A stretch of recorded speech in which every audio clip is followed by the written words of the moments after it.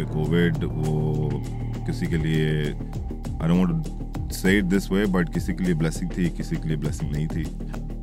2022 में we were not able to raise more money because of the turmoil that happened in Pakistan. वो जब बाहर की दुनिया को या बहुत सारे ऐसे लोगों को ये नहीं समझ आती कि अच्छा आपका प्राइम मिनिस्टर कौन है, आपकी गवर्नमेंट कौन है, पैसा बाहर नहीं जा सकता, whoever is investing in Pakistan he can't liquidate. अब because cash on delivery वाली मार्केट है, I think 94% of the market is still cash on delivery. तो ब्रांड का स्टॉक कैश भी फंसा हुआ है, मेरी कॉस्ट लग चुकी है जो मुझे भी मिली नहीं है, क्योंकि मैं तो उठा भी लिया, मैंने कराची भेज भी दिया, और अगर उस पार्सल का कस्टमर का माइंड चेंज हो गया उस 7 दिन में और वो उसने नहीं लिया, तो रिटर्न के ऊपर तो मेरी डबल कॉस्ट. स्विफ्ट से पहले 15 दिन थे. We were the first company who built it down to 7 days, और फिर eventually to 5 days. But it died out. So they officially or unofficially, probably, and I am not saying कि शायद exactly क्या होगा, but they've stopped operations, they've stopped working. अभी भी लोग मुझे कॉल करके कह रहे हैं किसी के पैसे फंस गए हैं, किसी का कुछ फंस गया है. I was hurt for a while, I was sad for a while because आपने एक पौधा भी घर पे लगाया और वो दरख्त बन चुका और उसको कोई आके काट दे, तो दुख तो आपको होता है.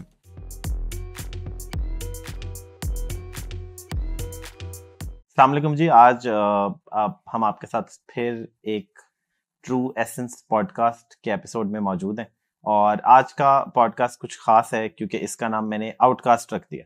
तो आज से एक नई न्यू सीरीज हम स्टार्ट करेंगे, क्योंकि एंटरप्रेन्योर्स जो हैं वो एक माशरे में आउटकास्ट ही होते हैं. उन्हें माशरा एक बड़े डिफरेंट लेंस से समझ आता है, एक डिफरेंट लेंस से नजर आता है, और वो उसको उस लेंस में शेप करने की कोशिश करते हैं. और इसी को हम एंटरप्रेन्योरशिप कहते हैं, of creating things differently, of doing things your way, of not accepting के जिस तरह चीज़ें होती रही हैं कि चीज़ें उसी तरह हो सकती हैं. और ये जो पॉडकास्ट सीरीज है ये हमारी एक एफर्ट है in highlighting the real entrepreneurs, the change makers, the people on the ground who go out and get things done. And I think a lot of times these unsung heroes, they do not get the highlight and get the spotlight that they deserve. बहुत से time पे हम articles देखते हैं, हम news देखते हैं, लेकिन हमें रियलिटी में उन लोगों की स्टोरीज, उनकी जुबानी नहीं मिलती जो कि एक्चुअल में ऑन ग्राउंड ये सारी चीज़ें करते हैं. और इसी में आई फील ऑनर्ड कि आज मेरे बहुत पुराने दोस्त, और पाकिस्तान में I think e commerce logistics की इंडस्ट्री में एक पायोनियर मोहम्मद उन्स हमारे साथ मौजूद हैं. ये फाउंडर थे स्विफ्ट लॉजिस्टिक्स के, और स्विफ्ट के बारे में हम बड़ी डिटेल आज गुफ्तगू करेंगे. लेकिन इसी के साथ उन्स भाई, thank you so much for joining me. Thank you Azish for inviting, and we met after a very long time. Yeah. Hi. तो लॉन्ग स्टोरी शॉर्ट करके सुनाता हूँ. यार we founded Swift like 2019, and I think मुझे आज भी याद है जिस गाड़ी की डिक्की पे बैठ के मैंने दफ्तर बनवाया सारा. गुलबर्ग में था हमारा, लाहौर में office, and we hired first 5 or 6 guys, probably 7 guys.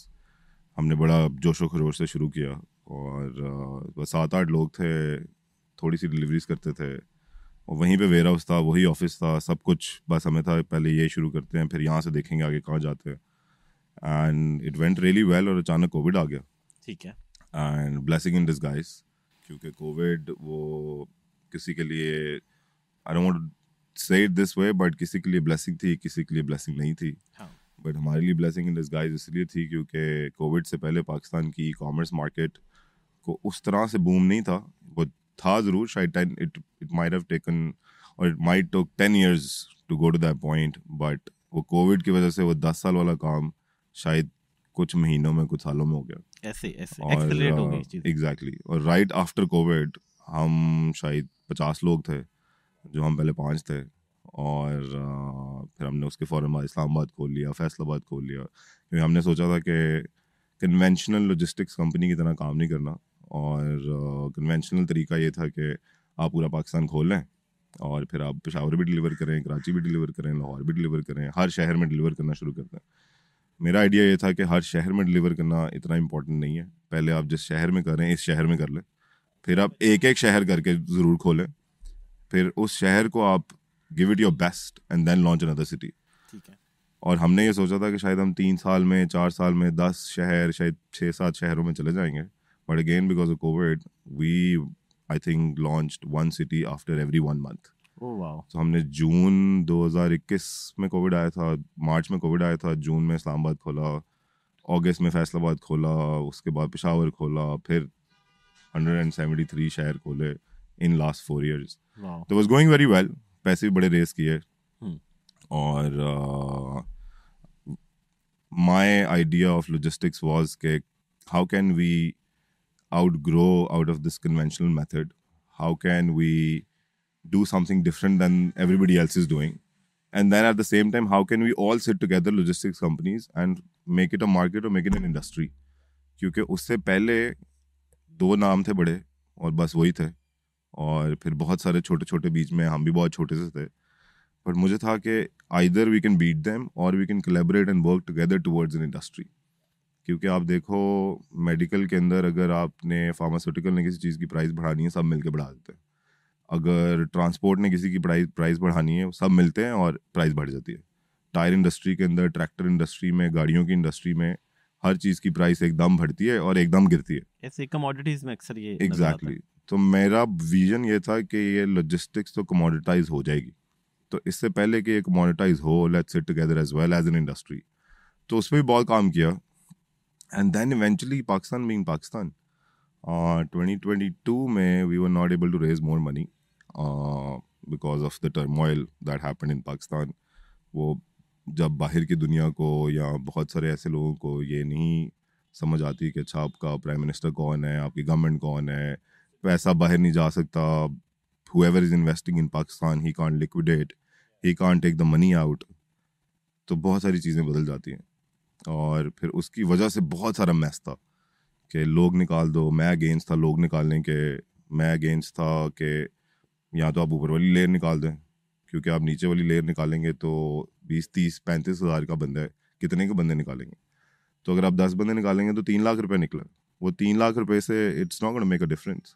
Whereas you have a guy who is 5 lakh रुपए a month, पर अगर आप उसको निकाल देंगे तो बिजनेस नहीं चलेगा। तो from nowhere to almost 4,000 people, including the riders, and from 1 city, 1 office to 130 offices, 130 cities, जिसमें नौशहरा टाइप शहर भी थे, जिसमें खारियां टाइप शहर भी थे, लाला मूसा भी था, जिसमें हैदराबाद कराची भी था। कमाल। So it all went amazing. It took us 3 years to get to a point where I think I was invited as a chief guest on a retail conference, क्योंकि मैं कहता था कि retail, we need to solve their problem. E-commerce Pakistan में majority chunk retail का ही है। तो there are a lot of online businesses who are only online, but majority chunk उन्हीं का है जिनका retail business exist करता है, plus they do e-commerce. तो if we are not able to solve their problems, we're not going to solve e-commerce. So the idea was that let's solve their problems, let's help them in different divisions, which is warehousing, which is, तो मैं आपको parcel की journey बताता हूँ। तो अगर आप 12 बजे रात को ऑनलाइन ऑर्डर करते हो, लेट्स से 1 जनवरी को, वो 1 जनवरी का ऑर्डर रात को तो ब्रांड का वेयर हाउस बंद है, वो खुलेगा अगले दिन। वो तो 1 जनवरी को आपने ऑर्डर किया रात को 9 बजे, अगले दिन 2 जैन को वो ऑर्डर आपका रात का पड़ा हुआ है। पर अब वो सारा दिन वेट करेगा कि सारे ऑर्डर्स आज के आ जाएंगे, फिर मैं इकट्ठे पैक करूंगा, फिर मैं इकट्ठे पैक करके लॉजिस्टिक्स कंपनी को दूंगा, वो XYZ कोई भी होगी। ठीक है। तो 2 जनवरी तो उसने गुजार दिया। 2 जनवरी की रात को मुझे पार्सल मिला। अब मैं 3 जनवरी वाला दिन मैं गुजार दूंगा, क्योंकि मैं उसमें सॉर्ट करूंगा इस्लामाबाद कौन सा है, कराची कौन सा है, ठीक है। फिर उसमें जोन वाइज सॉर्टिंग होगी, लाहौर में डिफेंस का कौन सा है, लाहौर में गुलबर्ग का कौन सा है। तो 3 जनवरी इज ऑल्सो गोन। 4 जैन को जो सेम सिटी का पार्सल है वो शायद डिलीवर हो जाएगा, लेकिन जो अदर सिटी का पार्सल है it will take 1 more day कि वो वहाँ पहुँचेगा। तो अगर वो लाहौर से कराची जा रहे हैं तो वो कराची पहले तो 24 घंटे बाद पहुँचेगा, तो 5 जैन भी गुजर गई। 6 जैन को जब वो कराची पहुँचेगा तो कराची वाला उसको सॉर्ट करेगा कि कराची के डिफेंस का कौन सा और कराची का कौन से एरिया का कौन सा पार्सल है। तो 6 जनवरी भी गुजर गई। तो वो बेसिकली वो पार्सल 7 जैन को डिलीवर होगा। अब बिकॉज कैश ऑन डिलीवरी वाली मार्केट है, I think 94% of the market is still cash on delivery, तो ब्रांड का स्टॉक कैश भी फंसा हुआ है, मेरी कॉस्ट लग चुकी है जो मुझे भी मिली नहीं है, क्योंकि मैं तो उठा भी लिया, मैंने कराची भेज भी दिया, और अगर उस पार्सल का कस्टमर का माइंड चेंज हो गया उस 7 दिन में और वो उसने नहीं लिया, तो रिटर्न के ऊपर तो मेरी डबल कॉस्ट लगी। पहले मैं लेकर गया पार्सल, फिर मैं लेकर आया वापस पार्सल। तो I have actually spend double the amount of money on that parcel where the brand is not going to give me that money. उसने तो मुझे एक डिलीवरी के पैसे देने हैं, वो हुई नहीं हुई पैसे एक के मिलेंगे। अच्छा। तो वो जो 100 रुपया मिलेगा, वो 100 रुपये में आपने सिर्फ वो आपको डिलीवर करने का मिला, रिटर्न पे वापस आने का कुछ नहीं मिला। तो लोग ब्रांड कहते थे आप लोगों को हम रिटर्न के पैसे नहीं देंगे, आपकी रिटर्न जो है वो ज़्यादा है या कम है। और हम कहते थे कि यार as an industry let's come together. और रिटर्न मैं तो चाहता हूँ रिटर्न ना हो, क्योंकि रिटर्न तो मुझे it's hurting me as a business, in hurting my financials. But if it will take 7 days, तो रिटर्न रेशो ऊपर जाएगी। ऐसे तो we were working on a lot of ideas के वेयर हाउस बना लेते हैं, डार्क वेयर हाउसेस बनाते हैं, फुलफिलमेंट के अंदर चले जाते हैं और ऑटोमेटेड फुलफिलमेंट में जाते हैं, जहाँ पे हम ये जो फर्स्ट माइल वाला कॉन्सेप्ट है इसको ख़त्म कर देते हैं। फिर हमारे पास इतना डेटा था, जो लेट्स से एक खादी ब्रांड है, एक सैफायर ब्रांड है, एक ब्रेकआउट ब्रांड है, इन सब के पास अपना अपना डेटा है, हमारे पास इन सब का डेटा। तो वी हैड GMV का data, we had price point का डेटा, वी हैड डेमोग्राफिक्स का data, we had how many people have ordered how many things from how many people in the whole year. We had all of this data. तो हमारे लिए वो fulfilment करना बहुत आसान था कि आपकी इस प्राइस पॉइंट की चीज़ इस डेमोग्राफिक में इतनी दफ़ा बिकती है साल में, तो ये प्राइस पॉइंट की इतनी चीज़ें आप इस वेयर हाउस में हमारी रख दें, ताकि हम वो पिक एंड पैक खुद करें। तो वो जो मैंने अभी आपको पहला यकम सेकंड थर्ड वाला काम बताया था, वो 3 दिन स्किप, एंड देन वो जो 4th 5th 6th वाला काम है उसमें से 6th वाला भी स्किप्ड, क्योंकि कराची का पार्सल कराची में पड़ा हुआ है, लाहौर का पार्सल लाहौर में पड़ा हुआ है, इस्लामाबाद का पार्सल इस्लामाबाद में पड़ा हुआ है। तो आप वो 7 दिन से एटलीस्ट 3 दिन पे तो लें। अच्छा ठीक है। Eventually you can move towards 2 days और मे बी 1 day। तो वो जो सेम डे डिलीवरी वो सिर्फ एक ही शहर में होती है, कि जिस शहर में ब्रांड का वेयर हाउस है उसी शहर में सेम डे डिलीवरी हो सकती है। ठीक है। वो भी उसके टाइम स्लॉट्स हैं कि आप 3 बजे से पहले ऑर्डर करेंगे तो होगी, 3 बजे के बाद करेंगे तो नहीं होगी। But this is the vision, this is what we wanted to do, this is what we wanted to build. ठीक है। And I still proudly say, and I take pride in saying this, that we were the first company who Swift से पहले 15 दिन थे। ठीक है। We were the first company who built it down to 7 days और फिर eventually to 5 days। ठीक है। I take pride in saying it कि हमारे से पहले बहुत सारे लोगों के ब्रांड के पैसे 40 दिन बाद मिलते थे, क्योंकि आपने मुझसे पार्सल डिलीवर करवाया, वो आपने उसके पैसे वापस भी लेना। मैंने तो 5,000 में से 100 काटने और 4,900 आपको वापस देना। तो वो 4,940 दिन बाद मिलता था। तो हमने कहा यार ये तो मेरे पैसे नहीं है, this is not my business, my business is this 100 rupee. तो I should focus on this, and 4,900 जैसी पार्सल डिलीवर वापस दे दो। तो हमारी we were the first ones who brought down from 40 days to 48 hours। We said will give you the money back within probably twice a week. और मेरा ख्याल है 2022 के एंड पे या 23 के शुरू में तो डेली पेमेंट्स थी कि आज डिलीवर हुआ, आज ही रात को पैसे ले लो। कमाल है। और आइडिया ये था कि eventually we could have get into fintech ourself, कि आपका पार्सल जिस मोमेंट पे डिलीवर हुआ उसी मोमेंट पे पैसे ले लो। बिल्कुल सही है। तो if it's delivered at 3 PM we pay you at 3 PM because it's gone through my fintech module. तो I can come get that money back through my financial module as well, and I can give it back to you right away. तो बस ये story है। This went really well, and this went really well till 2023 March, I guess. As I said, 2022 में issues थे, और फिर मैं उस किस्म का फाउंडर हूँ जो आई am a very culture oriented guy who always talks about culture, who always worry about culture, because I think you can only work if your team is happy. You can only grow if there are people who are working with you, they also want to grow. And you can only scale things when everybody is scaling themselves as well. तो जब आप अकेले तो आप कुछ नहीं कर सकते, आप दुनिया में कोई काम अकेले नहीं कर सकते, ये तो मैंने सीख लिया। तो आप और फिर आप अकेले ग्रो भी नहीं कर सकते, क्योंकि आप अकेले ग्रो करेंगे तो आप उन लोगों को आउट ग्रो कर जाएंगे जो आपके साथ शुरू हुए थे। तो आपको उन सबको ग्रो कराना पड़ेगा, कैपेसिटी बिल्डिंग भी करनी पड़ेगी, आपको स्ट्रीट स्मार्ट भी होना पड़ेगा, आपको राइडर की ज़ुबान भी बोलनी पड़ेगी, और आपको COO की ज़ुबान भी बोलनी पड़ेगी, क्योंकि आप फंड रेज भी कर रहे हो, आप बिजनेस भी चला रहे हो। बिजनेस भी बड़ा लेबर सेंसिटिव और लेबर इंटेंसिव है, जिसमें आपको पंजाबी भी बोलनी पड़ेगी, वहाँ कराची जाके सिंधी भी बोलनी पड़ेगी, उनकी ज़ुबान में भी बात करनी पड़ेगी, पेशावर में पश्तो भी शायद थोड़ी बोलनी पड़ेगी। तो जब तक एज अ CEO और as a founder you don't know. अभी हम थोड़ी देर पहले बात कर रहे थे कि क्या इश्यूज़ हैं। हाँ, तो आई थिंक वो इश्यूज यही हैं कि आप इंटरेक्ट ही नहीं कर पाते हाँ, उन लोगों से उस लेवल पर जाकर हाँ, जो आपको एक तो लुक अप टू भी कर सके और वो खुद भी ग्रो कर सके जिंदगी में। ऐसे और उनको ये भी समझ आए कि यार ये बंदे को हमारी समझ आती है। हाँ, क्योंकि अगर उसको ये समझ नहीं आएगी कि इसको हमारी समझ नहीं आती, ना वो ग्रो करेगा ना आपको ग्रो होने देगा। बिल्कुल बिल्कुल एक इफ यू डिस्कनेक्ट वांट है। टू, हमारा कल्चर ये था, if you feel like not working just say I don't feel like working. Amazing, आप झूठ मत बोलो कि मेरी किसी का दादा फौत हो गया है, वो साल में 3 दफा भी फौत होते थे लोगों के, हाँ, आज भी होते हैं पाकिस्तान में। हाँ, तो वो फौतगी से बेहतर है कि आप कह दें I don't feel like working, just हाँ, डोंट वर्क। और एक ऐसी it's okay to not work हाँ sometimes, and it's okay to make या mistakes. Give people that environment environment and culture where people are happy to do mistakes. या वो गलती करेंगे तो सीखेंगे, तो आपके लिए नहीं करेंगे। बिल्कुल तो that's the vision story behind Swift, which went really well for a good while. Yeah, so I wanted to resign ठीक है back in Jan last year, 2023. But then a lot of things happened.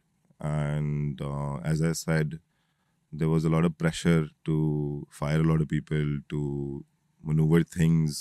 क्योंकि अभी मैंने आपको बताया cash on delivery intensive है. So we were collecting, let's say, Pakistani rupees 4 Arab 5 Arab cash on delivery का पैसा per month, which is a lot of money. But मेरा agenda पहले दिन से ये था कि आई am not gonna touch this money because this is not mine. वो मेरा पैसा ही नहीं है, और अगर मैं 24 घंटे में वापस दे रहा हूँ तो वो मेरे पास रह भी नहीं रहा. तो if I was being forced to use that money because we were not able to raise money, that was my first conflict. Second conflict was on firing people. ठीक है और मैं ये नहीं कह रहा कि हम शायद, और मैं बहुत देर से हम बोल रहा हूँ, I still believe in teams. I am not saying कि we were the best, and I am not saying कि हमने कोई गलतियाँ नहीं की होंगी. बहुत सारी गलतियाँ की होंगी, बहुत सारे स्लगिश बिहेवियर्स भी होंगे, बहुत सारी चीज़ें जो शायद साल पहले ठीक हो सकती थी वो इवेंचुअली ठीक होनी चाहिए थी, नहीं हुई होंगी. But doing business in Pakistan is very different to somebody coming from outside and saying that this is how things should be done. क्योंकि यहाँ की ground realities are very different. यहाँ आप किसी एक 30,000 वाले बंदे की आप 15 दिन तनख्वाह लेट कर देंगे तो वो काम नहीं करेगा, क्योंकि 30,000 की नौकरियाँ बहुत है पाकिस्तान में. वो अभी बाहर निकलेगा 5,000 की उसको. और फिर हमने, I still take pride in saying this, कि हमने एक बहुत अच्छा ब्रांड बनाया था जहाँ से एक बंदा एक दिन निकलता था तो अगले दिन उसको नौकरी भी मिल जाती थी कि ये स्विफ्ट से आया, इसको रख लो. And I love that feeling.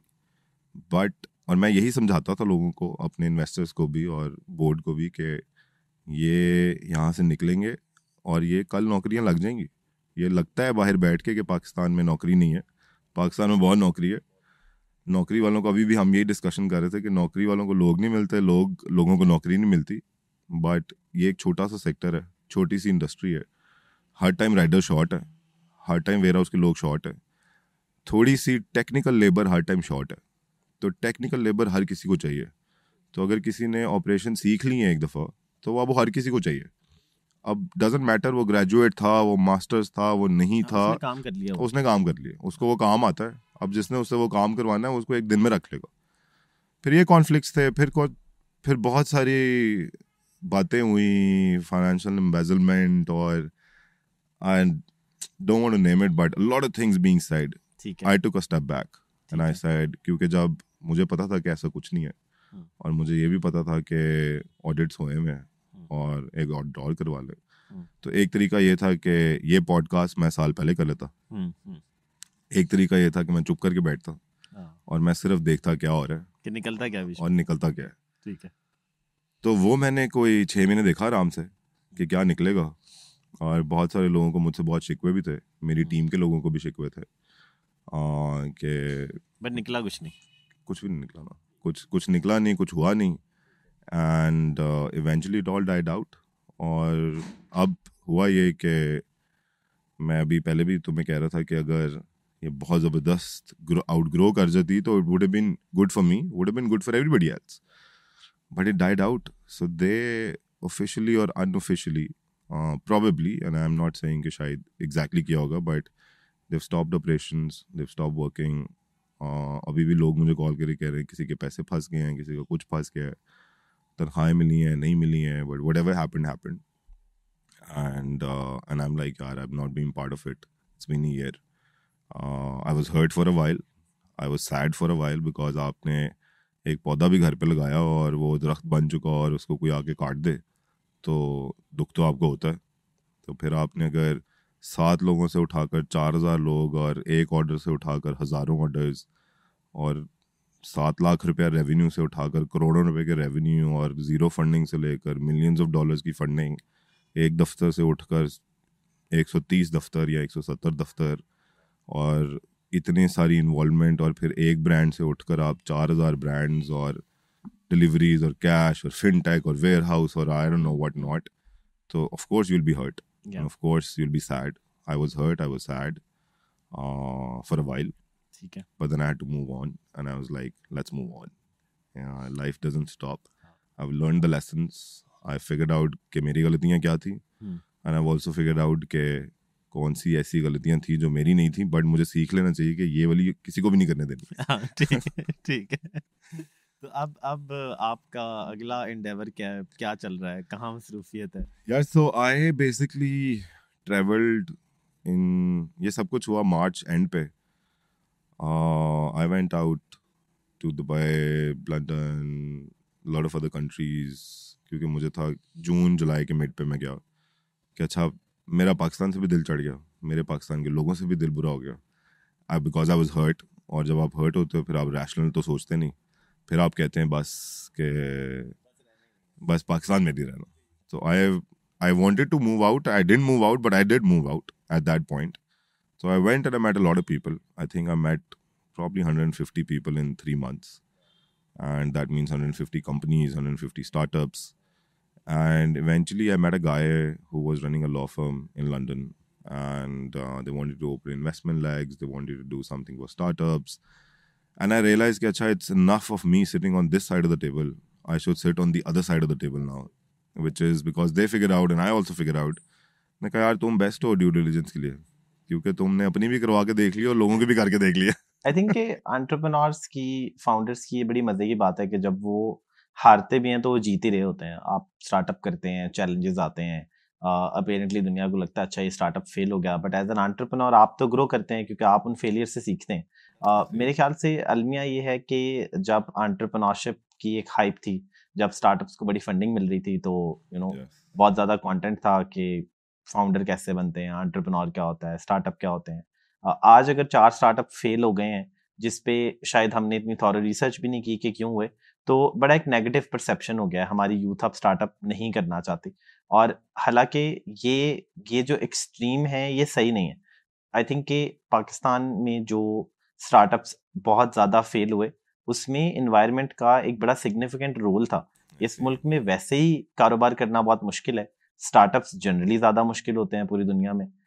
हमने यहाँ पर ऑन टॉप ऑफ दैट और इंस्टेबिलिटी और 2-4 चीज़ें ऐड करके उसे इम्पॉसिबल ही बना दिया. और उसमें अगर कुछ 4 स्टार्टअप सर्वाइव कर गए हैं तो ये तो एक मैजिकल मोमेंट है. टेक्निकली जो फेल किए हैं वो बड़ा एक लॉजिकल सा आउटपुट था. हालात बड़ा अफेक्ट करते हैं स्टार्टअप्स को.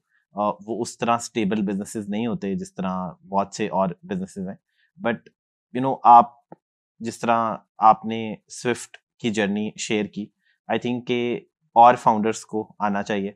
मतलब एयरलिफ्ट की स्टोरी बड़ी मशहूर है लेकिन फाउंडर क्यों नहीं सामने आए पॉडकास्ट पे बैठे हैं, बता दें क्या किया है, क्या लर्निंग है, क्या सही हुआ, क्या सही नहीं हुआ, ताकि जो नेक्स्ट कोई करना चाह रहा है उससे आपकी जुबान से पता हो, लाइक फाउंडर के पर्सपेक्टिव से पता हो. और हमने फ्यूचर फेस्ट किया पहला, आप उसमें हमारे साथ थे.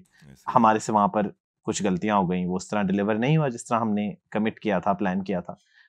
वी केम ट्रांसपेरेंटली कि ठीक है ओपन पार्क है, हमें अंदाजा नहीं था, कुछ चीज़ें प्लान से ख़राब हो गई, कुछ हीट वेव आ गई, लेकिन हम जिम्मेदार हैं, हमने इससे पहले भी बहुत इवेंट्स किए हैं, इसके बाद भी बहुत चीज़ें करनी है, तो हम नेक्स्ट टाइम सही कर लेंगे. और आई थिंक लोगों ने उसके बाद हमारी डिलीवरी देखी कि हाँ वाकई मतलब कोई नीयत ख़राब नहीं थी. आई थिंक कि जब तक फाउंडर्स आके अपनी जर्नी नहीं शेयर करेंगे, ये जो इन्वायरमेंट है ये उल्टा फाउंडर्स पे, एंटरप्रेन्योर्स पे एक नेगेटिव लाइट लेके आ रही है. और जिन फाउंडर्स ने फेलियर से सीखा है, आई थिंक कि उन्होंने सक्सेसफुल फाउंडर से भी ज़्यादा सीखा है, क्योंकि failure is actually a better teacher than success.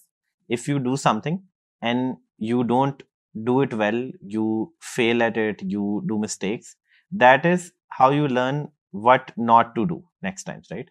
If you do nothing, तब तो आप कामयाब ही हैं, घर बैठे रहें, मतलब कुछ ना करें, आप कामयाब ही, आप फेल भी नहीं हो सकते. तो ये मुझे लगता है कि जो फेलियर की एक्सेप्टेंस है हमारे माशरे में जनरली शायद वो होगी, लेकिन फॉर्मल बिजनेस स्ट्रक्चर में हम उतना नहीं एक्सेप्ट करते. शायद एक शेम का एलिमेंट है, शायद एक जो है अपने आप को प्रूफ करने का एलिमेंट है. तो फाउंडर्स को जनरली ये इश्यूज नहीं होते. बट देन अगर आपको नहीं है तो आप आके बताएं, ताकि जो एस्पायरिंग फाउंडर्स हैं वो भी आपके इस माइंडसेट से रिलेट कर सकें. I think the basic problem, I will answer your question पहले वाला, कि गलतियां होती हैं, फाउंडर को स्टोरी जरूर सुनानी चाहिए. I wanted to say it out loud, and मैंने लिंक्डइन पे न्यू ईयर पे स्टेटस भी डाला कि जी ये असल स्टोरी थी, this happened and best of luck whatever is going on with Swift, and I hope they go and excel in what they are trying to achieve and do.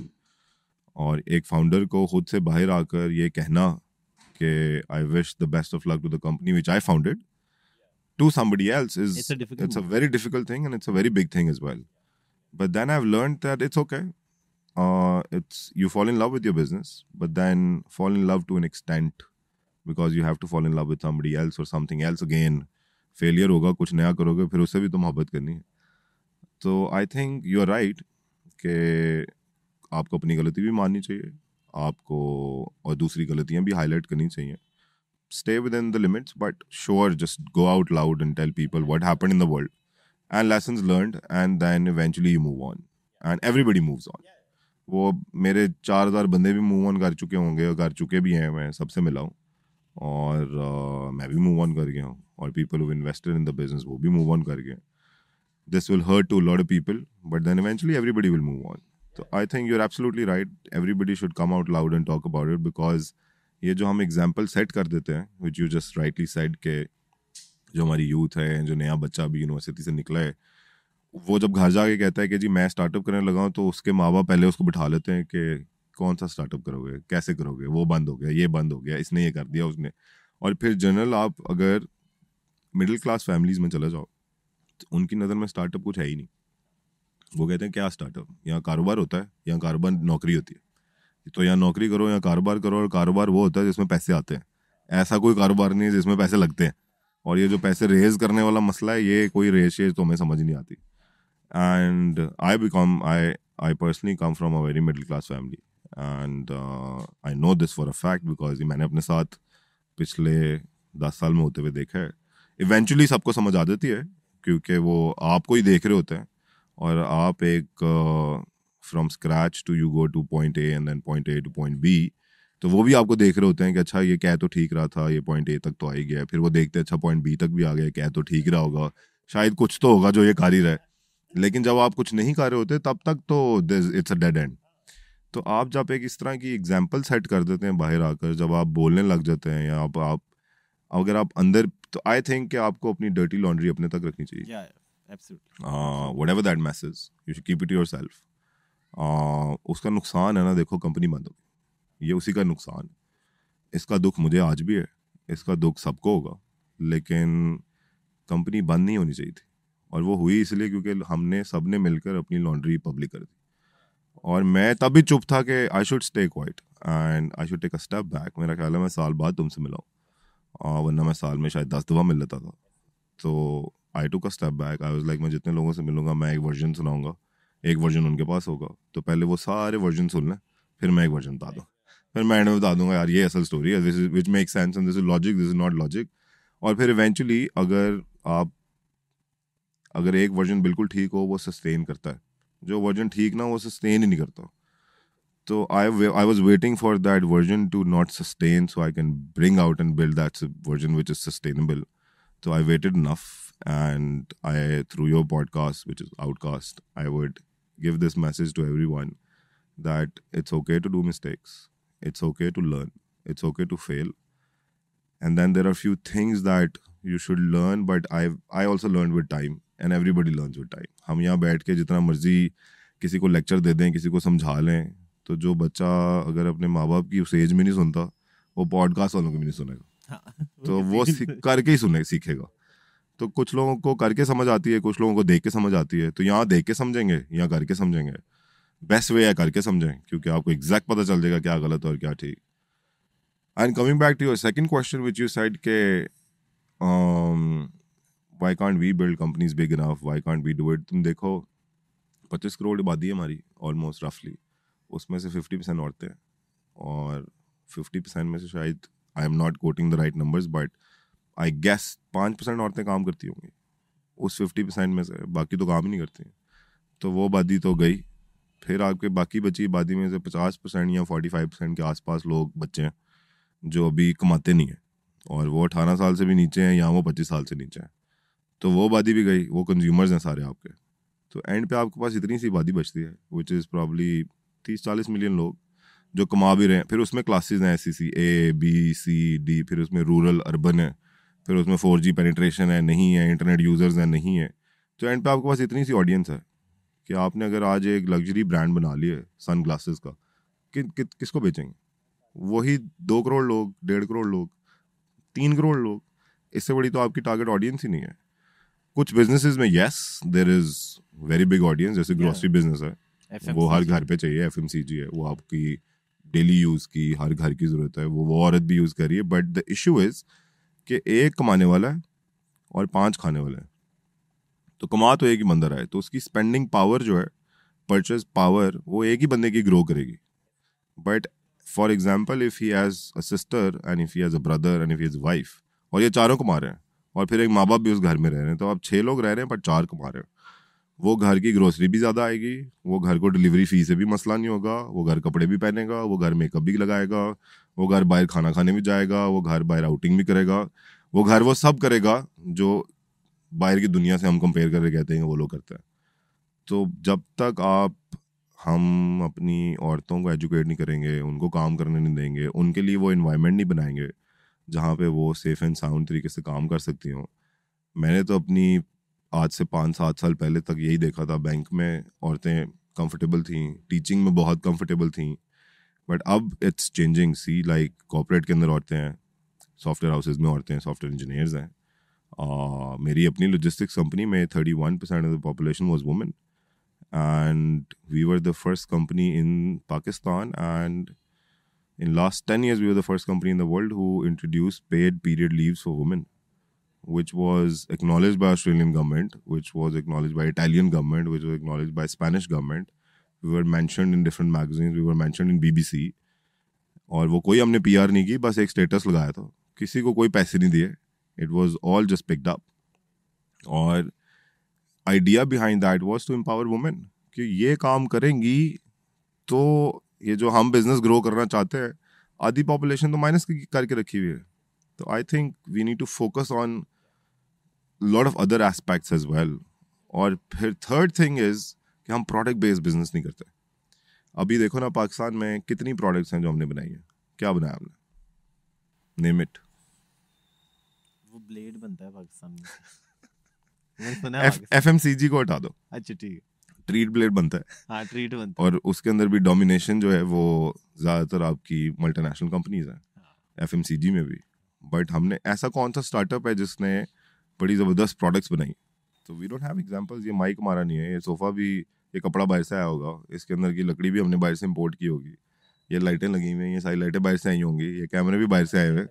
सो मैं रियाद में मिला किसी से, उन्होंने बताया कि हम पाकिस्तान में पाकिस्तान को एक्सपोर्ट करते हैं। तो क्या एक्सपोर्ट करते हैं? जो ग्रोसरी स्टोर्स में शेल्फ्स होती हैं अपेरेंटली। सो वो पता लगा कि शेल्फ भी सारी इंपोर्टेड है, फिर ये कि गाड़ियां इंपोर्टेड है हमारी, हमारा सब कुछ इंपोर्टेड है, हम खाना भी इंपोर्टेड खाते हैं, हम चीज़ें भी इंपोर्टेड पीते हैं। मतलब ये मुल्क अमीर ही बहुत है। कल परसों वो वीडियो एक मैंने देखी स्मार्टफोन्स पे कि मेड इन पाकिस्तान है। मेड इन पाकिस्तान तो नहीं है, असेंबल्ड इन पाकिस्तान है। पाकिस्तान में मेड इन पाकिस्तान स्मार्टफोन तो कोई भी नहीं है।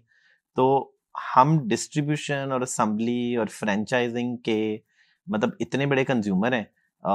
कौन सी हमारी कॉफ़ी चेन है जो पाकिस्तानी है, जो कि एक नेशनल ब्रांड हो? कौन सा हमारा कंज्यूमर प्रोडक्ट है? और अपेरेंटली मतलब पाकिस्तान एक गरीब मुल्क तो है, लेकिन मतलब हरकतें सारी अमीर लोगों वाली है।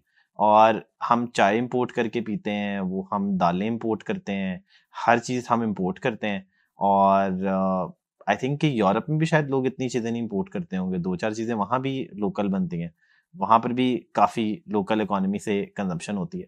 तो जो ये एक मसला है हमारा कि हम ना सिर्फ खुद एज अ कंट्री इंडस्ट्रियलाइजेशन की जो दौड़ है वो हार चुके हैं, हम एक एफिशिएंसी बेस्ड इकोनॉमी नहीं है, चाइना हमसे बहुत आगे निकल गया है। ना सिर्फ हम खुद ये हार चुके हैं, इंस्टेड हम इसके बहुत बड़े कंज्यूमर भी बन गए। तो हमारी अब सारी चीज़ें ऐसे मुल्कों से आती हैं जिन्होंने इंडस्ट्रियलाइजेशन को प्रॉपरली क्रैक किया और उन्होंने एफिशिएंटली अच्छे प्रोडक्ट्स बनाए। और रेदर देन कि अब हम फिगर आउट करते कि लाइक हम गाड़ी कैसे बनाए पाकिस्तान में, हमने कहा डन है, हम सारी वही इंपोर्ट कर लेते हैं और हम उनके डिस्ट्रीब्यूटर बन जाते हैं। I think logically there is no nothing wrong in this, because apparently you are too far behind ना। अब ये हम कर नहीं सकते। जो हम कर सकते हैं वो बड़ा सिंपल है कि अब नॉलेज इकोनॉमी आ गई है, हमारे यहाँ पर पॉपुलेशन बहुत ज़्यादा है, हमारे लोग बहुत स्मार्ट हैं, हमारी यूथ को ऑलरेडी टेक्नोलॉजी के थ्रू बहुत से नए रास्ते मिल चुके हुए हैं, उन्होंने डिस्कवर कर लिया है कि क्या उन्होंने करना है और वो आगे भी कर लेंगे। आई थिंक कि अगर सिस्टम जो है कोई खास सपोर्ट ना भी दे तो ये ट्रेंड ग्रो ही करेगा। पाकिस्तान शायद एक दुनिया की बड़ी नॉलेज इकोनॉमी अस खुद बन जाए, लेकिन अगर इसको रिकग्नाइज करके फैसिलिटेट किया जाए, अगर हम स्ट्रेटेजाइज करें कि ठीक है वी अंडरस्टैंड कि this is the problem worth solving, और हम टारगेट करके पाकिस्तानी टैलेंट को प्लग इन करें डॉलर डिनोमिनेटेड बिजनेसेस में, नॉलेज इकोनॉमी में, फ्रीलांसिंग में, रिमोट जॉब्स में, किसी भी ऐसी चीज में जहां वो इस ग्लोबल इकोनॉमी का पार्ट है, तो इंडिविजुअली भी प्रॉस्पेरिटी पाकिस्तान में आएगी इंडिविजुअल लेवल पे, और नेशन लेवल पे भी प्रॉस्पेरिटी आ जाएगी। यार देखो, मैं बड़े सालों से एक एग्जांपल देता हूँ कि अगर आप कोई एक स्टार्टअप आए और वो कि मैं गटर साफ करूँगा, it seems to be very disgusting business, but और मैं ₹1 पर ढक्कन लूंगा, ही कैन मेक बिलियंस, क्योंकि इतने गटर है भाई, इतना कुछ बंद है। साफ पानी देखे, हर कंपनी ने पानी बना ली वो, क्योंकि हर किसी को लगा साफ पीने का पानी नहीं है, बट किसी ने उसका रूट कॉज सॉल्व ही नहीं किया। हमने बोर करके पानी निकाल लिया और फिल्टर करके फिल्ट्रेशन प्लांट लगा लिए और बोतलें बेच दी। तो आई गेस वो इशू एक और ये भी है कि हम शॉर्टकट के भी आदी हैं। तो एज अ नेशन, एंड मैं भी, तुम भी, हम सारे, हम सब कहते हैं यार 15 साल में काम होगा या 5 साल में होगा। आज नहीं हो सकता। वो जो मैं रात सो के उठूं और सुबह बस मेरी दुनिया बदल जाए वाला कॉन्सेप्ट है, दैट कॉन्सेप्ट हैज टेकन, वो जितना शॉर्टकट लगाते हैं फिर वो लॉन्ग टर्म में उतने वापस चले जाते हैं। तो वो जो पैसा कमाने का शॉर्टकट, कोई प्रोडक्ट बनाने का शॉर्टकट, कोई बिजनेस बनाने का शॉर्टकट, वो हर शॉर्टकट के अंदर मोनेटाइजेशन तो हो जाएगी, लेकिन वो रहेगी भी शॉर्ट टर्म। वो कहीं ना कहीं कुछ तो खराब होगा क्योंकि वो शॉर्टकट था। दिहाड़ियों पे तो एग्जैक्टली मैं ये लफ्ज नहीं बोलना चाहता, पर ये जो दिहाड़ी माइंडसेट है ना, इस दिहाड़ी माइंडसेट से बाहर आना पड़ेगा। हम अब डॉक्टर से लेके टीचर तक, टीचर से लेके लॉयर तक, लॉयर से लेके सर्विसेज बिजनेस में भी आ जाए, लॉयर से लेकर आपके घर की मेड तक, हर कोई दिहाड़ी में है। फिर आप बिजनेस में चले जाओ तो दुकानदार से लेकर रिटेलर तक, रिटेलर से लेकर होलसेलर, होलसेलर से लेकर ऊपर डिस्ट्रीब्यूशन, डिस्ट्रीब्यूशन से हर कोई दिहाड़ी लगा रहा है। अमेरिका में एक स्टोर है not stop, I forgot the name, चलो नाम गूगल कर, नॉट स्टॉप आई गेस। तुम अगर 4 साल बाद भी पैंट वापस ले जाओगे ना और कहोगे मुझे पसंद नहीं आई या ये I don't want to use it, वापस ले लेंगे। तुम शर्ट लेके जाओगे, कहोगे इसको प्रेस कर दो, मैंने अभी मीटिंग में जाना है, तुम्हें प्रेस कर देंगे। कस्टमर एक्सपीरियंस का कॉन्सेप्ट पाकिस्तान में एग्जिस्ट नहीं करता, क्योंकि हम अभी कस्टमर एक्सपीरियंस से आई बिलीव कस्टमर एक्सपीरियंस तक आप तब जाते हैं जब आप बाकी चीज़ें ठीक कर चुके हो। हमने अभी बाकी कुछ ठीक नहीं किया, कस्टमर एक्सपीरियंस तो हमारे लिए सबसे एंड पे। हमें पहले रेस्टोरेंट खोलना है, तो मेरी नज़र में रेस्टोरेंट के लिए सबसे इंपॉर्टेंट QSR में एक कस्टमर एक्सपीरियंस। बट मैं कहता हूँ पहले सोचो शेफ़ कहाँ से आएगा, फिर मैं सोचूं ये मशीनरी कैसे आएगी, फिर मैं सोचता हूँ कि रेस्टोरेंट का इंटीरियर कैसा होगा, फिर मैं सोचता हूँ मेन्यू कैसे बनेगा, फिर मैं सोचता हूँ मैंने बेचना कैसे और मैंने ये पैसे रिकवर कैसे करने हैं। इस सब में मैं भूल जाता हूँ कि एक कस्टमर एक्सपीरियंस नाम की भी चीज़ है जिसकी वजह से ये सब पॉसिबल हो सकता है। But then I don't think about it, I only think about the rest of the problems that I face. और फिर पाकिस्तान में कॉस्ट ऑफ डूइंग बिजनेस है। आप आज कुछ लॉन्च करोगे, कल 6 लोग बाहर खड़े होंगे जो कहेंगे कि ये ख़राब था, इसके पैसे आपने मुझे देने हैं, इस बोर्ड के पैसे मैंने लेने हैं, या आपने बाहर पार्किंग में गाड़ियाँ खड़ी की हैं, इसका ठेका मेरे पास है, उसका ठेका इसके पास है। तो जो कोई बाहर से आएगा वो तो मुश्किल ही करेगा, पर जो लोकल भी है वो कहेगा पहले मैं इसमें से तो बाहर आ जाऊँ यार, फिर मैं ये भी देख लूंगा कि मेरा कस्टमर अंदर खुश बैठा है कि नहीं बैठा।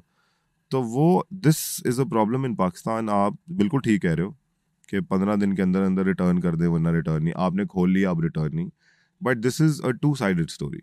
कस्टमर उसको मिसयूज भी करता है अगर आप ये फैसिलिटेट कर दें, और कस्टमर, क्योंकि मैं लॉजिस्टिक्स कंपनी चला रहा था तो लोग, मैंने ऐसे लोग भी देखे हैं जो आईफोन हमने डिलीवर किया और उसने वो आईफोन रिटर्न भेजा, उसके अंदर फ़ोन नहीं था।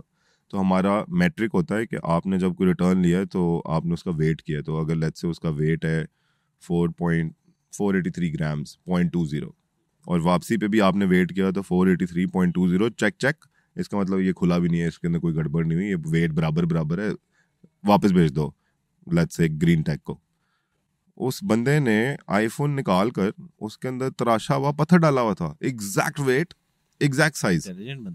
तो अब ऐसी इंटेलिजेंस को क्या करोगे? इसमें ना ब्रांड का कसूर है, ब्रांड ने तो कह दिया हाँ रिटर्न कर लो, अगर आपने एक 6 लाख आईफोन लिया वो आपसे रिटर्न ले रहा है, this is a good thing and this is a big thing. और हम एज अ लॉजिस्टिक्स कंपनी में उठा के ले आए कि हाँ सील पैक है बस कर दो रिटर्न, पर उसके अंदर आईफोन ही नहीं है। अब उसमें ये समझना कि ये कस्टमर ने किया है, ये मेरे राइडर ने किया है, ये मेरे वेयर हाउस के लड़के ने किया है, ये उस ब्रांड के वेयर हाउस के लड़के ने किया है, ये किसने किया है? ये किसी ने तो किया है ना। तो I think this is a two sided issue, this is not just one sided, क्योंकि ब्रांड में भी वही बैठा हुआ है ना जो कस्टमर भी है। तो वो खाड़ी में काम कर रहा है लेट्स से, तो सैफायर से खरीदता होगा, तो वो सैफायर का कस्टमर है, पर काम खाड़ी में करता है, सैफायर से वो मांगता है वही चीज़ जो खाड़ी में खुद नहीं देता। मुझे लगता है कि देखें, पाकिस्तान में एज अ कंट्री क्योंकि अनस्टेबिलिटी बहुत है, हमारी पॉपुलेशन ने, हमारी यूथ ने, हमारे लोगों ने शॉर्टकट्स देखे कि अच्छा लॉन्ग टर्म तो कुछ है नहीं, तो शॉर्टकट में हमें क्या मिलेगा, राइट? रियल एस्टेट, आए प्रॉपर्टी एजेंट बन जाएं, इसको प्लॉट बेचें, उसको बेचें, पैसे बन गए, थोड़े पैसे इकट्ठे किए, बाहर कहीं चले जाएं, रियल एस्टेट डेवलपर बन जाएं और थोड़ा बड़े स्केल पे कर लेंगे ही।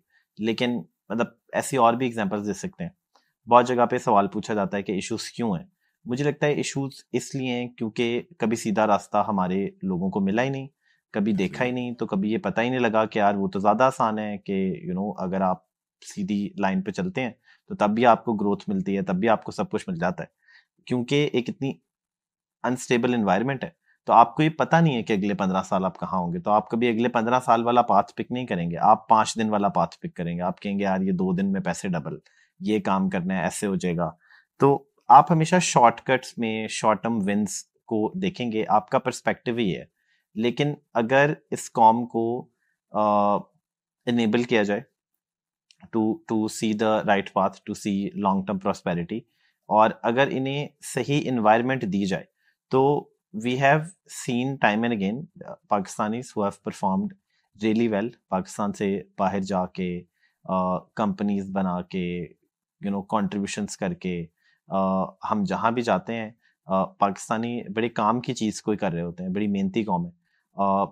थोड़ा सा हमारे यहाँ पर एक मसला है कि हमारा सिस्टम उन्हें लॉन्ग टर्म सक्सेस के लिए तैयार नहीं करता, हमारा सिस्टम ही उन्हें एक शॉर्ट टर्म सक्सेस की तरफ लेके जा रहा है। और इसकी मिस्टेक जो है वो ऑब्वियसली मैं सिस्टम को ब्लेम करूंगा, मैं अवाम को ब्लेम नहीं करूंगा।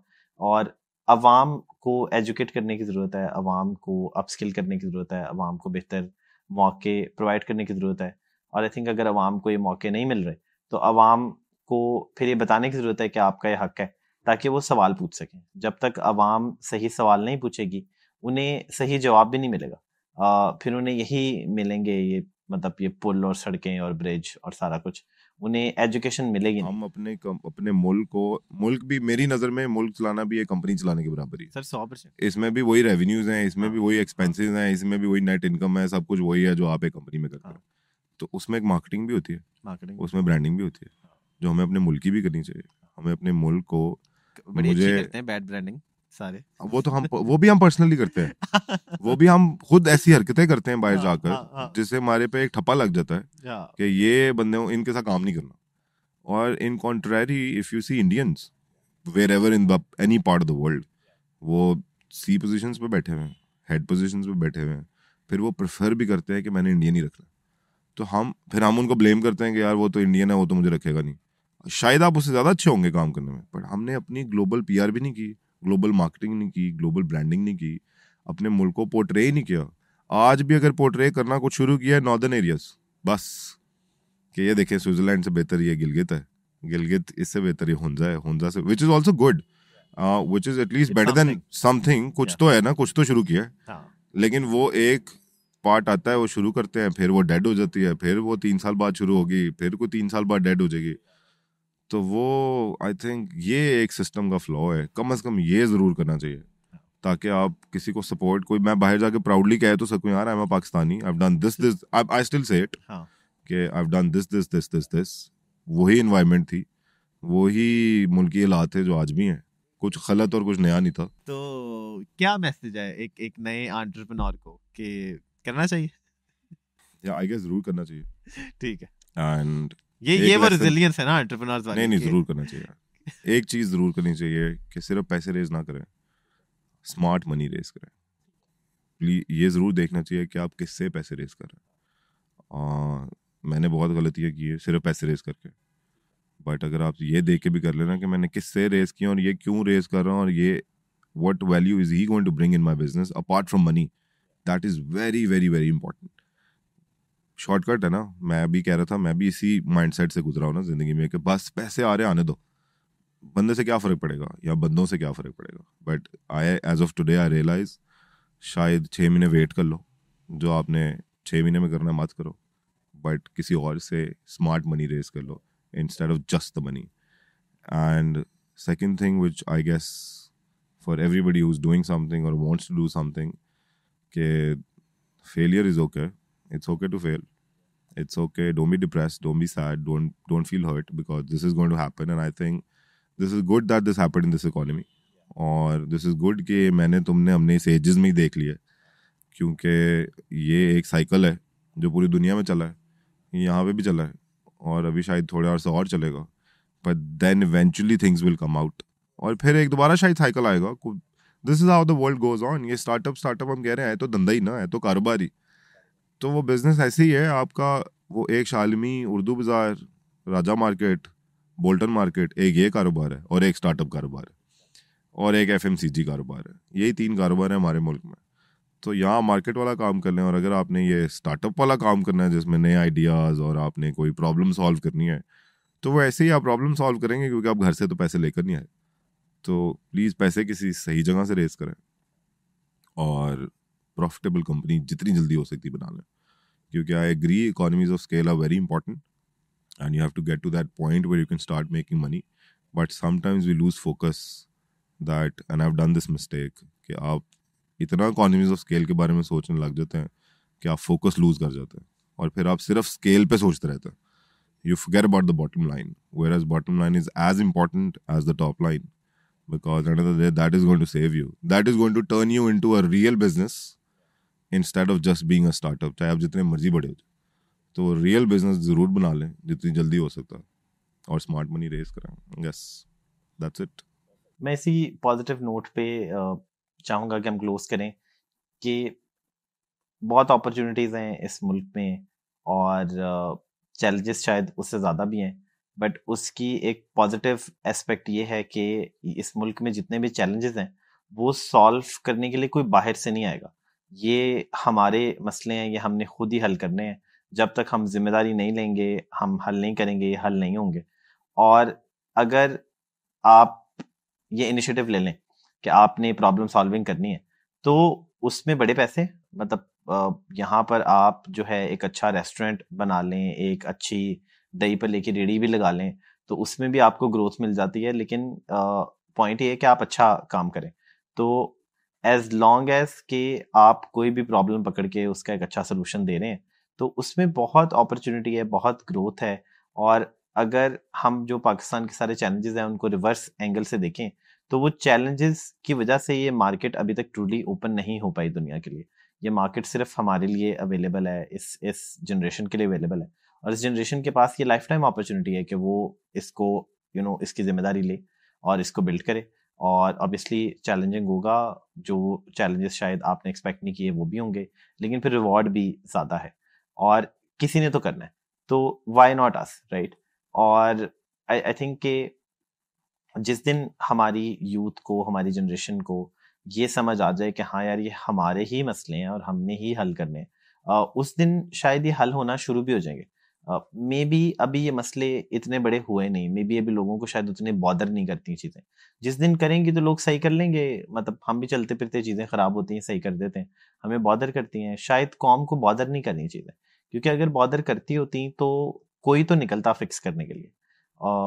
बट सर इसी के साथ आपका शुक्रिया, बहुत अच्छा लगा आज की इस गुफ्तगू में, as always glad to see you back in Pakistan. Thank you, thanks. मैं था पाकिस्तान में आता जाता रहा हूँ, बट था इधर। And wishing you the best for your next endeavours.